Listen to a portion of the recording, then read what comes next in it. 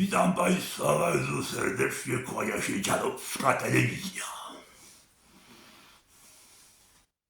Proszę Państwa, będzie teraz fajny poemat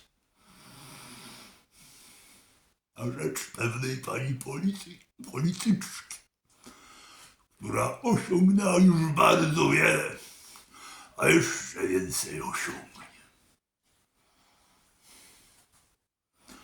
O środowisko, kto się tak troska, to poseł Paulina Kloska. O ekologię, kto się tak troska, to Paulina Kloska. O prawdę, kto się mocno troska, to poseł Paulina Kloska. O klimat, kto się pięknie troska, to poseł Henning Paulina Kloska.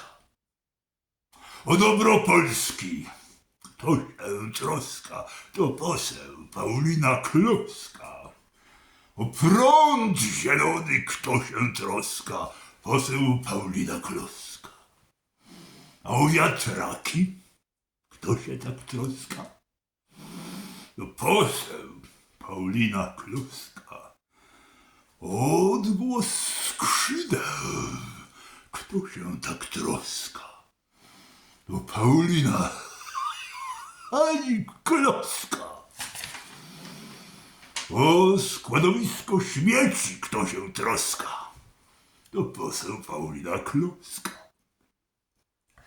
O wsiowych ludzi, kto się troska, Paulina Kloska. O wiejski pejzaż, kto się tak troska, to poseł Paulina Kloska. O firmę Orlen, kto tak się troska, to Paulina Kloska. O szczęście ludu, kto się tak troska, to poseł Paulina Kloska. O recykling, kto się tak troska, to poseł Paulina Kloska. O sprawiedliwość, kto się tak troska, to Paulina Kloska. Kto się w ogóle o wszystko troska, to Paulina Kloska. Dziękuję Państwu bardzo. Kłania się Dziadowska Telewizja. Polecamy się na przyszłość z szacunkiem dla pani poseł. Będzie świetną ministrą środowiska, czy jakąkolwiek, jak każdy nowy teraz PiS.